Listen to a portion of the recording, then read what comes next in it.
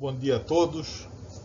É com prazer que venho contribuir para esse apanhado sobre as contribuições da Faculdade Nacional de Medicina para o Brasil e para o mundo.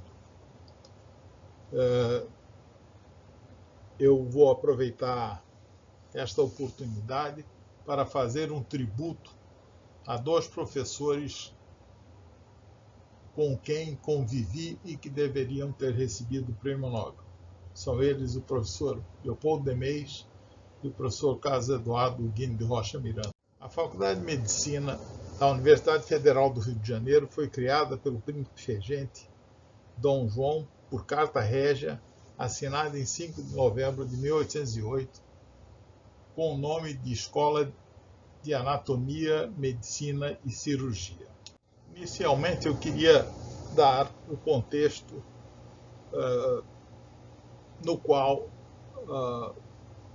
ou pelo qual, eu escolhi esses dois professores.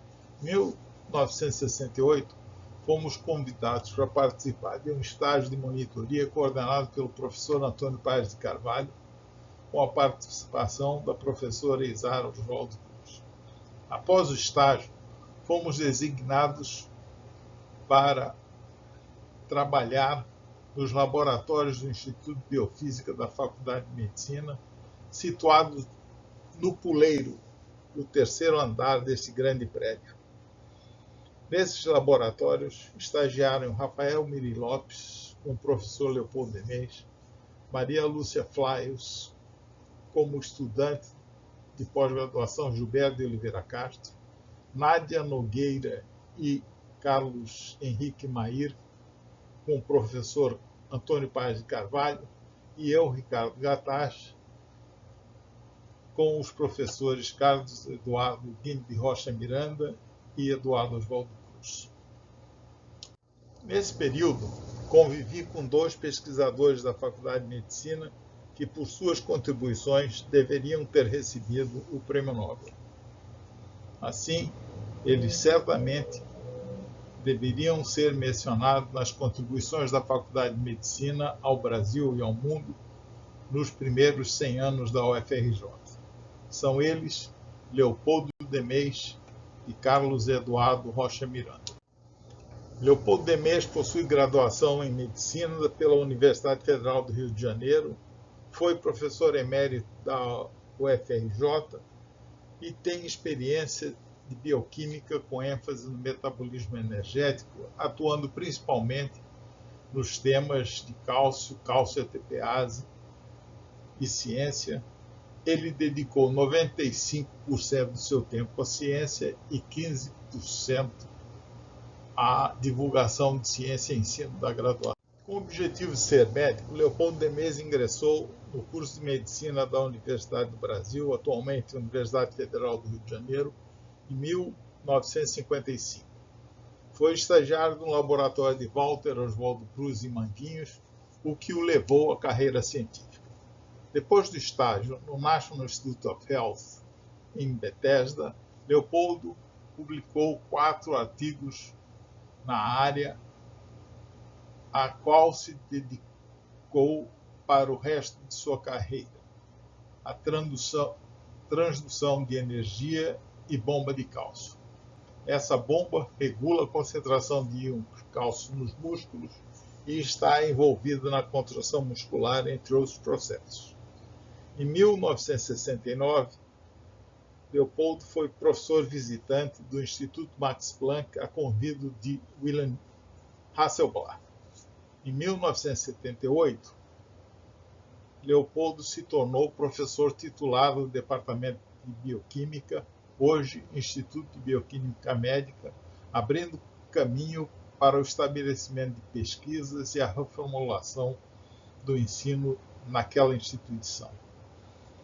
Leopoldo trabalhou com Paul Boyer, químico americano que foi laureado com um prêmio Nobel em 1997, juntamente com John Walker, por suas pesquisas metabolismo enzimático subjacente à biossíntese de trifosfato de adenosina, ATP. As contribuições de Leopoldo Demey sobre a bomba de cálcio e a sua função na contração muscular são reconhecidas. Carlos Eduardo Guinle de Rocha Miranda ingressou na Faculdade de Medicina da Universidade do Brasil em 1953. No mesmo ano, como assistente de Denise Fessard e Carlos Chagas, começou a trabalhar em neurofisiologia. Carlos Eduardo trabalhou no laboratório de Charles Gross em Harvard, onde fez importante trabalho no córtex temporal, descrevendo as chamadas face cells, células de reconhecimento de face. Essa descoberta revelou uma propriedade da organização do sistema de memória em primatas que considero um ícone da neurociência moderna. Em 2014, foi concedido o Prêmio Nobel para o Dr. John O'Keefe pela descrição das células de localização espacial no hipocampo, place cells. Seria muito justo se esse prêmio fosse dividido com Charles Gross e Rocha Miranda pela descoberta por eles das células de reconhecimento de face no sistema cognitivo. Essa divisão do prêmio seria justa porque, conceitualmente, Carlos Eduardo e Gross descreveram as células com propriedades cognitivas antes de... O professor Carlos Eduardo sempre foi um grande mestre e um talento científico exuberante. No artigo de 1971, escrito por Gross, Rocha Miranda e Bender, vemos uma das mais cuidadosas descrições de células com propriedades ligadas à cognição. Depois desse trabalho, o estudo do reconhecimento de objetos e faces evoluiu. Pesquisadores do Japão e dos Estados Unidos passaram a estudar células de reconhecimento de faces no córtex temporal de primatas. Robert De Simone, ao terminar sua tese de doutorado, estudou com Charlie Bruce e Charles Gross as células de reconhecimento de faces e introduziu novos conceitos. Ele criou um paradigma que eu ajudei a criar em Princeton, que basicamente tratava de pegar uma fotografia de um macaco, picotá-la e remontá-la aleatoriamente para ver se o componente